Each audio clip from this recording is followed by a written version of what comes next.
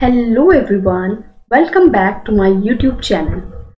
आज जो मैं टॉपिक आपको पढ़ाने वाली हूँ it is of class 12th NCERT और क्लास 12th के स्टूडेंट्स प्लस नीट के स्टूडेंट्स दोनों के लिए ये काफ़ी इम्पोर्टेंट जो है लेक्चर है। तो इसका फर्स्ट पार्ट हम ऑलरेडी पढ़ चुके हैं। अगर आपने नहीं पढ़ा है तो पहले आप उसे पढ़ लीजिए।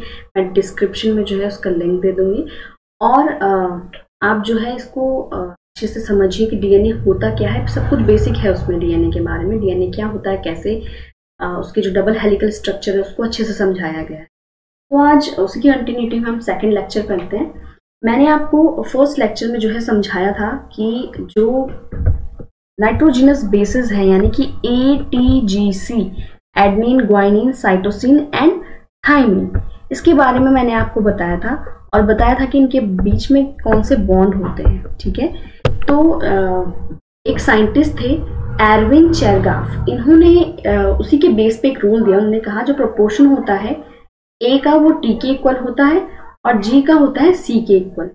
अगर ये डीएनए डबल हेलिकल स्ट्रक्चर है, ठीक है, ये डीएनए डबल हेलिकल स्ट्रक्चर है, तो यहाँ पे अगर ए है तो ए के अपोजिट में हमेशा आपको टी दिखाई देगा, जी के अपोजिट में हमेशा सी दिखाई देगा, सी के अपोजिट में हमेशा जी होगा। ठीक है, ट्रिपल बॉन्ड होगा, यानी कि ए के साथ ऑलवेज टी, या हम बोल सकते हैं टी के साथ ऑलवेज ए, जी के साथ ऑलवेज हमें जो है दूसरे स्ट्रैंड में दिखेगा सी। सी अगर एक स्ट्रैंड में तो दूसरे स्ट्रैंड में क्या दिखेगा, जी। ये मतलब है इसका, ये बोल रहे हैं। अब आप बोलेंगे यहाँ पे 2 है, ये इक्वल टू का साइन नहीं है, ये बॉन्ड है इन दोनों के बीच में, डबल बॉन्ड से जुड़ते हैं और ये ट्रिपल बॉन्ड से जुड़ते हैं। ये सब कुछ बता दिया मैंने आपको ऑलरेडी फर्स्ट लेक्चर में इसके। तो इन्होंने कहा देयरफॉर जो एडेनिन है जो ग्वाइनिन है, इन दोनों का सम यानी A प्लस जी वो किसके इक्वल होगा, वो होगा T प्लस सी के इक्वल। ठीक है, यानी कि अगर A प्लस जी 50% है तो हम बोल सकते हैं कि T प्लस सी की अगर वैल्यू निकालने को बोले तो क्या होगा, वो भी 15% होगा। 50% नॉट 15, 50% होगा। ठीक है, तो यही चेरगाफ ने जो है रूल दिया था और ये बताया था उन्होंने अपने रूल में कि ये A प्लस जी इक्वल होगा T प्लस सी के। इसको हम ऐसे भी लिख सकते हैं A plus G upon T plus C is equals to 1। इसी को थोड़ा सा चेंज करके मैथ्स लगा करके कर दिया गया है। ठीक है, अब ये कुछ इंपॉर्टेंट इंफॉर्मेशन आती है। जो बैक्टीरियोफेज लैम्डा होता है इसके पास कितने बेस पेयर होते हैं। बेस पेयर क्या होता है ये भी सब डिस्कस कर लिया है मैंने आपके साथ। 48,502 बेस पेयर पाए जाते हैं। ठीक है, और जो ई कोलाई होता है स्त्रीचिया कोलाई, इसके पास जो है 4.6 इंटू 10⁻⁶ बेस पेयर होते हैं। तो ये आपको ध्यान रखना है। ई कोलाई हम इसलिए ध्यान रखेंगे क्योंकि ई कोलाई हम पढ़ते हैं बार बार। ठीक है, ई कोलाई के बारे में हम बार बार पढ़ते हैं, इसलिए आपको ये ध्यान में रखना है। ठीक है, ई कोलाई में कितने बेस पेयर होते हैं, 4.6 इंटू 10⁻⁶ बेस। अगर हम बात करें हैप्लॉइड कंटेंट की ह्यूमन डीएनए की, यानी जो ह्यूमन डीएनए है उसमें हैप्लॉइड, अब हैप्लॉइड और डिप्लॉइड क्या होता है आपको ये क्लास 10 से क्लियर होगा, नहीं है तो एक बार बता देती हूँ। देखिए, हैप्लॉइड हम n वाली कंडीशन को बोलते हैं, डिप्लॉइड 2n बोलते हैं। 2n मतलब टोटल नंबर ऑफ क्रोमोसोम। अगर ह्यूमन की हम बात करें तो ह्यूमन के पास टोटल नंबर ऑफ क्रोमोसोम्स कितने हैं, 46, और इसी का आधा यानी कि 2 हट जाएगा तो कितना हो जाएगा, 23। तो ये हैप्लॉइड कंडीशन हो गई। ये वाली कंडीशन हो गई हैप्लॉइड और ये वाली कंडीशन हो गई डिप्लॉइड। ठीक है, तो ह्यूमन का जो हैप्लॉइड डीएनए है यानी कि n वाली कंडीशन कहा जा रहा है, उसमें कितने बेस पेयर होते हैं, 3.3 इंटू 10⁹ बेस पेयर। ये आपको बिल्कुल ध्यान रखना है। ठीक है, लेकिन अगर पूछा जाए कि ह्यूमन डीएनए में कितने बेस पेयर होते हैं, तब आप 3.3 नहीं बोलोगे, तब आप क्या बोलोगे, 6.6, यानी इसको 2 से मल्टीप्लाई कर दोगे। ये n है ना, 2n निकालेंगे 2 से मल्टीप्लाई। ठीक है, मैंने आपको एक और चीज बताई थी कि जो लेंथ होती है डीएनए की उसे हम कैसे मेजर करते हैं, तो कैलकुलेट करते हैं। तो यहाँ पे मैं कैलकुलेशन करना भी आपको सिखा रही हूँ। Length of DNA is equal to number of base pair, ठीक है, कितने बेस पेयर हैं उनके number into distance between two adjacent base pair, जो दो एडजेसेंट बेस पेयर हैं उनके बीच का डिस्टेंस, ठीक है। ये हमारे पास फॉर्मूला है लेंथ ऑफ डीएनए का, यानी कि अगर डीएनए की लेंथ निकालना है उसके लिए फॉर्मूला है। तो चलिए देखते हैं इसको। Number of base pair in human में अगर हम बेस पेयर की बात करें तो हमने पढ़ा था कि हैप्लॉइड में 3.3 इंटू 10⁻9 होता है। अब हम ह्यूमन की बात करें, ह्यूमन के पास 2n डिप्लॉयड होता है, तो 2 से मल्टीप्लाई करते हैं 6.6 इंटू 10⁻9 बेस पेयर होते हैं, ठीक है। हेंस जो लेंथ होगी डीएनए की वो कितनी होगी, तो number of base pair 6.6 into 10⁻9 into distance between two adjacent base pair. तो हमने फर्स्ट लेक्चर में पढ़ा था कि जो डिस्टेंस होता है दो बेस पेयर के बीच में वो कितना होता है 0.39 10⁻⁻9, ठीक है। अब हम इसको सॉल्व करेंगे तो यहाँ से आंसर आपका आएगा 2.2 मीटर। तो हेंस जो डीएनए की लेंथ होती है 2.2 मीटर होती है। अब आप खुद सोचिए डीएनए 2.2 मीटर यानी काफी लेंथ इसकी काफी ज्यादा होती है, लेकिन ये प्रेजेंट कहाँ होता है, सेल में भी न्यूक्लियस में प्रेजेंट होता है या माइटोकॉन्ड्रिया में प्रेजेंट होता है, इतनी छोटी जगह पे प्रेजेंट होता है। तो कैसे इतना बड़ा डीएनए जो होता है इतनी छोटी जगह पे प्रेजेंट होता है, तो ऑब्वियसली क्वाइलिंग होती होगी। तो इसमें क्वाइलिंग और सुपर क्वाइलिंग जैसी चीजें होती हैं जिस कारण की डीएनए आसानी से जो है सेल के अंदर एडजस्ट हो जाता है, ठीक है। इतना क्लियर है, इस तरह से क्वेश्चन आ सकते हैं बस, ठीक है। आपको हर तरह से तैयार रहना है। तो चलिए अब हम पढ़ते हैं पैकेजिंग ऑफ डीएनए। डीएनए की पैकेजिंग, यानी कि मैंने कहा ना भी लेंथ इतनी ज्यादा होती है डीएनए की, तो ये कैसे प्रेजेंट है उसमें, तो हेंस इसमें पैकेजिंग देखने को मिलती है। डीएनए पैक होता है इस तरह से कि वो आसानी से एक सेल के अंदर जो है अपने आप को एडजस्ट कर लेता है, फिट कर लेता है। चलिए स्टार्ट करते हैं इसको, देखते हैं किस तरह से डीएनए पैक होता है। In eukaryotes there is a set of positively charged basic proteins called histones. तो अगर हम बात करें यूकैरियोट्स की, तो यूकैरियोट्स में पॉजिटिवली चार्ज कुछ प्रोटीन्स होते हैं जिन्हें हम कहते हैं हिस्टोन्स, ठीक है। तो ये हिस्टोन्स का फंक्शन क्या होता है वो भी हम देखेंगे। प्रोटीन है, पॉजिटिव चार्ज, तो करेंगे क्या काम में। Histone are rich in positively charged basic amino acid. तो इनमें कुछ बेसिक अमीनो एसिड होते हैं, पॉजिटिव चार्ज होते हैं ये हिस्टोन्स, लेकिन क्यों, क्योंकि इनमें कुछ अमीनो एसिड के रेसिड्यू होते हैं।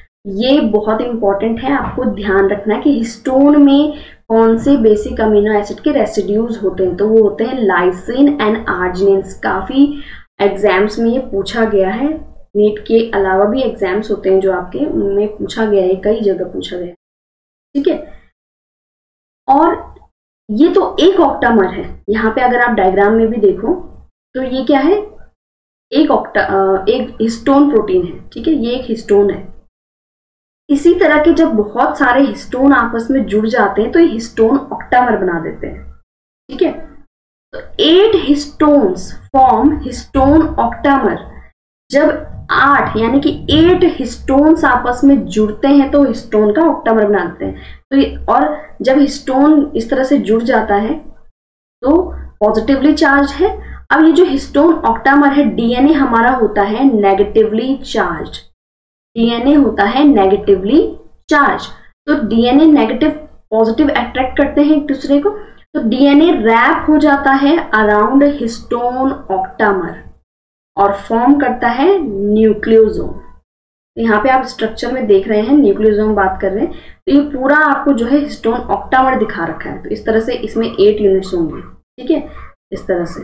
अगर आपको डायग्राम सही से देखना है तो आप इसका ये देख सकते हो, ये क्या है 1 2 3 4, ये देखिए 1 2 3 4 5 6 7 8 हिस्टोन्स यहाँ पे जुड़े हैं, यानी कि हिस्टोन ऑक्टामर है। और ये आप रेड कलर में देख रहे हैं डीएनए के अराउंड हो गया है रैप, और अब हम इसको बोलेंगे न्यूक्लियोसोम। अब इसको न्यूक्लियोसोम कहा जाता है। तो आप देखिए डीएनए ने किस तरह से अपने आप को उसमें फिट कर लिया है, ठीक है। यहाँ पे इसे हम कहते हैं H1 histone. Is it clear to every one of you? I hope आपको क्लियर हो गया हो ये। अब यहाँ पे आगे थोड़ा सा देखते हैं, जो टिपिकल न्यूक्लियोसोम होता है ह्यूमन का ही हम पढ़ रहे हैं अभी तो, डीएनए हेलिक्स मतलब यूकैरियोट्स का पढ़ रहे हैं, नॉट ह्यूमन, सिर्फ ह्यूमन का नहीं पढ़ रहे हैं, यूकैरियोट्स का पढ़ रहे हैं। तो जो न्यूक्लियोसोम होता है, टिपिकल न्यूक्लियोसोम कंटेन्स, इसके पास कितने बेस पेयर होते हैं? 200 बेस पेयर। एक न्यूक्लियोसोम के पास 200 बेस पेयर होते हैं, ठीक है। तो अगर आपसे पूछा जाए total number of nucleosome human में कितने होते हैं, देखिए हम निकाल सकते हैं, क्योंकि हमें पता है टोटल बेस पेयर कितने होते हैं ह्यूमन में, ठीक है। तो वहां से हम नंबर ऑफ न्यूक्लियोसोम निकाल सकते हैं, ठीक है, क्योंकि ह्यूमन में न्यूक्लियोसोम कितने होंगे वो निकाल लेंगे। देखिए total number of nucleosomes in human base pair कितने होते हैं? 6.6 इंटू 10⁻⁹ बेस पेयर, ठीक है। और एक न्यूक्लियोसोम में कितने बेस पेयर होते हैं? 200। तो हम इसको इससे डिवाइड कर देंगे और हमारे पास आ जाएगा 3.3 इंटू 10⁻। कैसे होगा ये आप सॉल्व करके देखिए। देखिए कुछ चीजें हैं बेसिक, इसमें मैथ्स है, कोई बहुत ज्यादा बड़ी बात नहीं है, ठीक है। 6.6 इंटू 10⁻⁹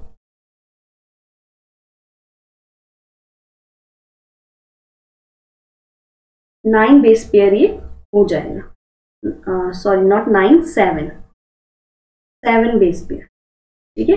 3.3 इंटू 10⁻⁷। तो ये हमारा क्या हो जाएगा? आंसर हो जाएगा। टोटल नंबर ऑफ न्यूक्लियोसोम कितने होंगे? 3.3 इंटू 10⁻⁷ एक ह्यूमन में टोटल नंबर ऑफ, ठीक है। Clear to every one of you. इसमें याद रखने वाली चीज जो ज्यादा इंपॉर्टेंट है वो ये है कि एक न्यूक्लियोसोम में 200 बेस पेयर होते हैं। ये देखिए ये हिस्टोन ऑक्टामर है, यहाँ पे भी आप क्लियरली दिख जाएंगे, 1st, 2nd, 3rd, 4th, 5th, 6th, 7th और 8th। ये हिस्टोन के 8 हिस्टोन्स जुड़ करके ऑक्टामर बनाया हुआ है। और ये H1 हिस्टोन होता है जो इस तरह से इसको क्लिप की तरह काम करता है, ठीक है। अगर न्यूक्लियोसोम को आप ऊपर से देखोगे तो आपको कुछ ऐसे दिखेगा कि ये डीएनए है और ये रैप हो रखा है न्यूक्लियोसोम के, ठीक।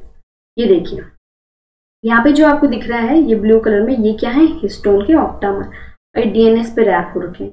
हिस्टोन के ऑक्टामर डीएनए रैप हो रखे, हिस्टोन के ऑक्टामर डीएनए रैप हो रखे, ठीक है। तो ये एक न्यूक्लियोसोम बना, ठीक है। ऐसे फिर दूसरा न्यूक्लियोसोम बनता है, ऐसे तीसरा बनता है। तो यहाँ पे जो आप चेन देख रहे हैं ना, ये डिफरेंट न्यूक्लियोसोम आपस में जुड़े हैं। जैसे आप देख रहे हैं 1st न्यूक्लियोसोम है, ये 2nd है, ये 3rd है, ये 4th है, 5th है, 6th है, 7th है। इसी तरह से बहुत सारे न्यूक्लियोसोम बनते हैं, ठीक है। और ये आपस में लिंक रहते हैं। तो बीच में आप ये जो देख रहे हो ना, ये डीएनए तो है, डीएनए रैप हुआ, उसके बाद डीएनए यहाँ से फिर इस पे रैप हुआ, फिर यहाँ से जा रहा है इस पे रैप हुआ, फिर यहाँ से जा रहा है इस पे रैप हुआ, फिर यहाँ पे। तो ये जो पोर्शन होता है एक न्यूक्लियोसोम से दूसरे न्यूक्लियोसोम के बीच में जो डीएनए होता है, इसको बोलते हैं लिंकर डीएनए। लिंकर डीएनए मतलब वो डीएनए जो लिंक कर रहा है इनको आपस में, तो वो लिंकर डीएनए कहते हैं। तो ये चीज आप ध्यान रखिएगा। अगर आप इसको एक बार देखें ध्यान से, तो ये जो न्यूक्लियोसोम का स्ट्रक्चर होता है, जब न्यूक्लियोसोम आपस में जुड़ते हैं एक न्यूक्लियोसोम दूसरे से, ये कुछ ऐसा दिखाई देता है माइक्रोस्कोप से अगर देखेंगे। ये ऐसा लगता है कि जैसे कोई एक स्ट्रिंग है, उसमें ये बीड्स हो छोटी छोटी, ठीक है। यहाँ पे तो आपको डायग्राम में इतने बड़े दिख रहे हैं ना, बट ये होते हैं एक्चुअली में बहुत छोटे दिखते हैं। तो बीड्स ऑन स्ट्रिंग मॉडल भी हम इसको बोलते हैं, ठीक है, क्योंकि लगता है ऐसे कि स्ट्रिंग है और उसमें ये बीड्स लगी, ठीक। अब देखिए थोड़ा सा आपने देखा कि जो डीएनए है वो किस तरह से जो है रैप हुआ, ठीक है। अब nucleosome constitute the repeating unit to form chromatin, यानी कि न्यूक्लियोसोम जो है कंस्टिट्यूट करेगा बहुत सारे रिपीटिंग यूनिट। ये डीएनए था, ठीक है, ये डीएनए का डबल हेलिक्स है।